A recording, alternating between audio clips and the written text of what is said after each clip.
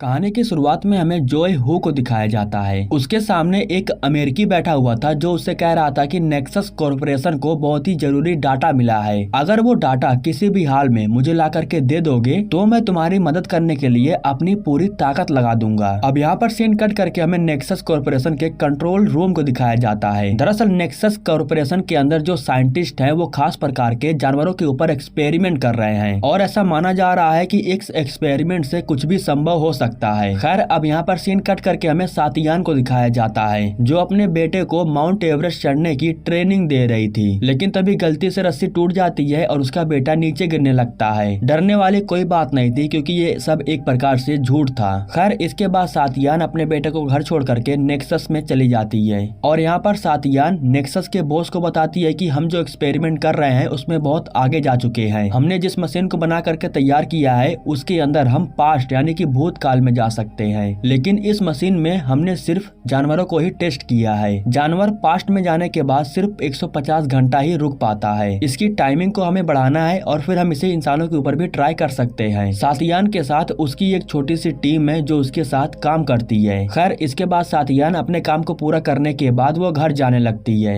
लेकिन तभी उसके कार के ऊपर एक इंसान आ जाता है जो उससे कहता है कि अपने एक्सपेरिमेंट को बंद कर दो। सातियान काफी डरी हुई थी और इसी बीच उस इंसान का एक्सीडेंट हो जाता है जिसकी वजह से उसकी मौत हो जाती है। कुछ समय के बाद कंपनी की गार्ड और यहाँ पर पुलिस आती है तहकीकात करने के लिए, लेकिन इन लोगों को कुछ खास जानकारी नहीं मिलती है। अब यहाँ पर सीन कट करके हमें जॉय हू को दिखाया जाता है जो दूर खड़े होकर के नेक्सस कॉरपोरेशन को देख रहा था। दरअसल नेक्सस कॉरपोरेशन का एक आदमी उसके साथ मिला हुआ था। उसी इंसान की वजह से जॉय हू के सभी आदमी नेक्सस कॉरपोरेशन के अंदर चले जाते हैं और जगह जगह पर बॉम्ब सेट कर देते हैं। डाटा को हासिल करने के बाद ये लोग बॉम्ब से नेक्सस कॉरपोरेशन को उड़ाना चाहते थे। एक दिन सातियान अपने लीडर जोंगसू के साथ लैब में जा रही थी काम करने के लिए। तभी जोंगसू कहता है कि तुम्हारा बेटा बहुत ही प्यारा है, मैंने उसके लिए कुछ गिफ्ट लाया था। जब वो गिफ्ट देता है तो सातियान को बहुत ही अच्छा लगता है क्योंकि वो बहुत ही अच्छा घड़ी था। खैर इसके बाद सातियान अपने टाइम ट्रेवल वाले एक्सपेरिमेंट को पूरा करने के लिए चली जाती है और जब वो लैब में काम कर रही थी तभी उसके फोन पर उसके बेटे का कॉल आता है। कॉल को रिसीव करने के बाद वो अपने बेटे से बात करने लगती है। उसी समय उसके बेटे को कोई खींचता है। यह देख करके सातियान बहुत डर जाती है और घर जाने लगती है, लेकिन वो घर जा पाते उससे पहले ही कुछ लोग रास्ते में उसे परेशान करने के लिए आ जाते हैं। दरअसल ये सब कुछ एक सोची समझी साजिश थी और इस तरीके से ये लोग बड़े ही आसानी से सातियान को भी किडनैप कर लेते हैं। वो देखती है कि उसका बेटा उसके सामने है और वो रो रहा था। वो कहती है कि तुम्हें जो कुछ भी चाहिए मैं सब कुछ देने के लिए तैयार हूँ, लेकिन उसे चोट मत पहुँचाओ। उसी समय ये लोग उसके बेटे के गले में एक छोटा सा बॉम्ब सेट कर देते हैं। दरअसल इन सब के पीछे जॉय हू का हाथ था। वो सातियान से कहता है कि तुम्हारे पास सिर्फ 1 घंटे का समय है, तुम्हें 1 घंटे के अंदर जा करके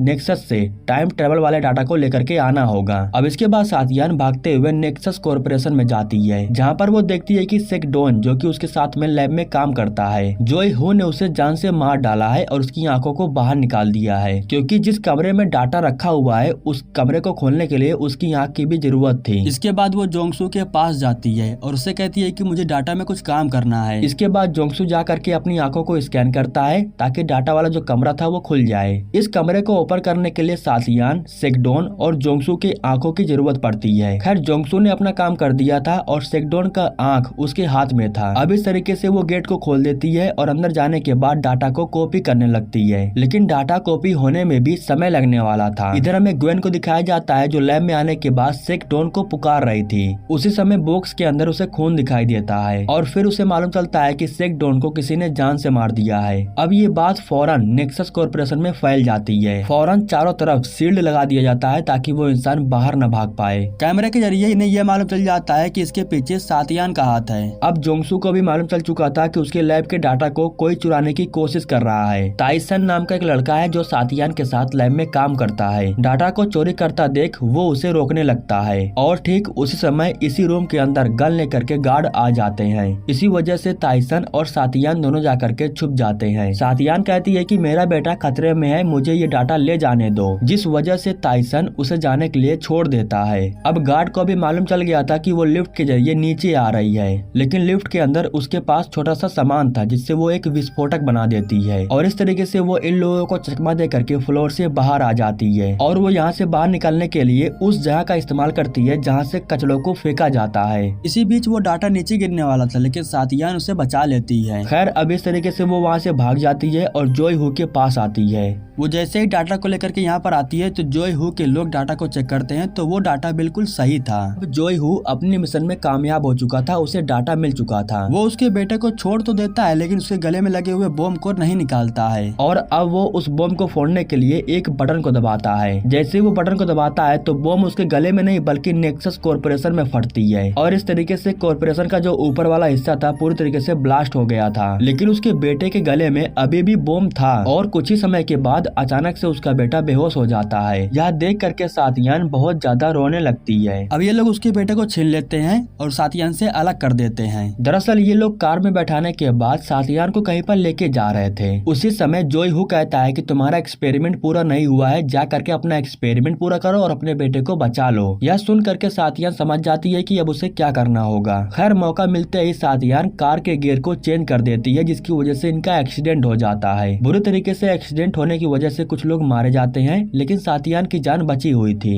वो कार से बाहर निकलती है और अपने बेटे को बचाने के लिए नेक्सस कॉर्पोरेशन में जाती है। वहाँ पर जाने के बाद वो उस कमरे में जाती है जहाँ पर टाइम ट्रेवल वाला मशीन रखा गया था। दरअसल अब वो समय में पीछे जा करके अपने बेटे को बचाना चाहती थी। हालांकि टाइसन उसे ये करने से मना करता है क्योंकि अभी वो मशीन इंसानों के ऊपर ट्रायल नहीं हुई है। लेकिन सातियान ये सब नहीं सोचती है। वो अपने बेटे को बचाने के लिए मशीन पर जा करके खड़ी हो जाती है। वो जैसे ही मशीन को ऑन करती है तो मशीन उसे नीचे की तरफ खींच ले जाती है और उसका जो शरीर था वो छोटे छोटे पार्टिकल बन करके खत्म हो जाता है। लेकिन इसके बाद हमें ये जरूर मालूम चलता है कि जो वो काम करना चाहती थी वो काम हो जाता है। वो समय में पीछे जाना चाहती थी और अब वो समय में पीछे जा चुकी है। जब उसे होश आता है तो वो अपने आप को उसी टाइम ट्रेवल वाले मशीन में पाती है। जब टाइसन उसे देखता है तो वो उससे पूछता है कि आखिर तुमने ऐसा क्यों किया, ये इंसानों के लिए अभी नहीं बनाया गया है। वो टाइसन से कहती है कि मुझे जा करके अपने बेटे को बचाना है। यह कहने के बाद वो सेक डॉन के पास कॉल करती है और उसे कहती है कि तुम्हारे पास कोई आने वाला है। समय में पीछे जाने की वजह से उसे मालूम चल गया था कि अब क्या होने वाला है। खैर उसी समय जोय हू का आदमी सेक डॉन के पास आता है और उसे जान से मार देता है। लेकिन जब वो उसे मार करके जा रहा था तो सातियान को मालूम चल जाता है कि सेक डॉन को किसने मारा है। खैर इस बार वो सेक डॉन को बचा नहीं पाती है लेकिन जैसे ही वो उसके पास जाती है तभी पीछे से दूसरी सातियान आकर के इस सातियान को बेहोश कर देती है। दरअसल अब वो सातियान उस यूनिवर्स में जा चुकी है जिसमें दूसरी सातियान भी है। खैर अब वो उसे बेहोश करने के बाद उसके जेब से अपने बेटे की घड़ी को निकाल लेती है और इसके बाद वो टाइसन के पास कॉल करती है। उससे कहती है कि एक बॉक्स में सातियान जा रही है जो कि बेहोश है, उसे कहीं पर छुपा देना। इसके बाद वो सातियान को अपने ही लैब में एक जगह पर छुपा देता है। इधर दोबारा से सातियान जोंगसू के पास आती है और उसे फिर से लैब को खोलने के लिए कहती है और इसके बाद वो फिर से डाटा को कॉपी करके अपने बेटे को बचाने के लिए जाती है। लेकिन इस बार उसके पीछे वो आदमी पड़ा हुआ था जिसने सेक डॉन को मारा था। अब ये बात सातियान को मालूम था, इसलिए वो टाइसन के साथ मिल करके बड़ी ही आसानी से उसे बेहोश कर देती है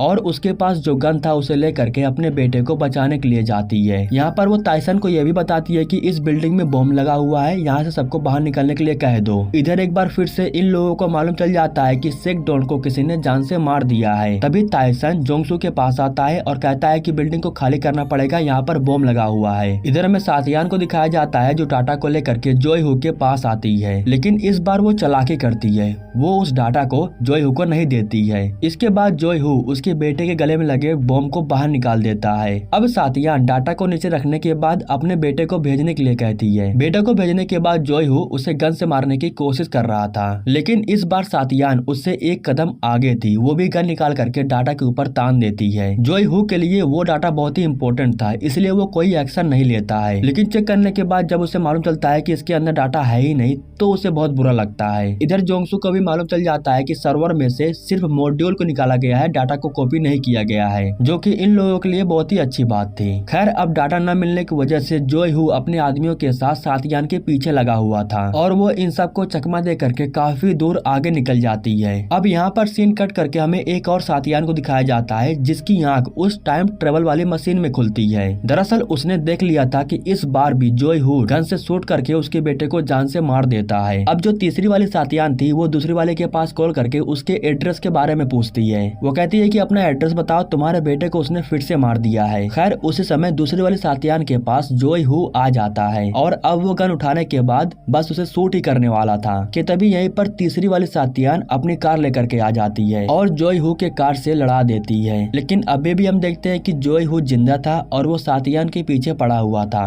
वो अपने बेटे को लेकर के एक बिल्डिंग के अंदर चली जाती है और वहाँ पर छुपी हुई थी। लेकिन तभी सातियान देखती है कि जोई हू यहाँ पर भी आ गया है। अब वो एक बात नोटिस करती है कि वो हर बार उसकी लोकेशन पर ही आकर के पहुंच जा रहा है। इसके बाद सातियान जोंगसू के द्वारा दिए हुए घड़ी को जब चेक करती है तो उसमें एक ट्रैकर लगा हुआ था। यह देख करके उसे ये बात मालूम चलता है कि जोंगसू भी जोई हू के साथ मिला हुआ है और ठीक उसी लोकेशन पर जोई हू आ जाता है। लेकिन जोई हू से पहले ये लोग छुप गए थे और जैसे ही वो उस जगह पर आता है तो इन लोगों ने ट्रैप बिछा करके रखा था और उसे ट्रैप में ये लोग जोई हू को फंसा देते हैं। जोई हू को फंसाने के बाद ये लोग भाग जाते हैं, लेकिन वो अपने आप को छुड़ा लेता है और इनके पीछे पड़ जाता है। सातियान अपने बेटे को लेकर के यहीं कहीं पर छुपी हुई थी और जोई हू उसे ढूंढ लेता है, लेकिन वो उसे मारता उससे पहले ही सातियान उसके ऊपर एक सामान गिरा देती है और अपने बेटे को यहाँ से भागने के लिए कहती है। उसका बेटा तो भाग जाता है लेकिन वो सातियान को पकड़ लेता है और वो उसे मार करके उसे डाटा वापस लाने के लिए कह रहा था। लेकिन ठीक इसी समय पर वो तीसरी वाली सातियान आ जाती है और जोई हू के ऊपर गोली चला देती है। अब यह देख करके जोई हू दूसरे वाले सातियान को अपने कैद में कर लेता है। इसके बाद वो अपने सामने खड़े सातियान से कहता है कि मैं इसे जान से मार सकता हूँ। तो वो कहती है कि मुझे फर्क नहीं पड़ता है,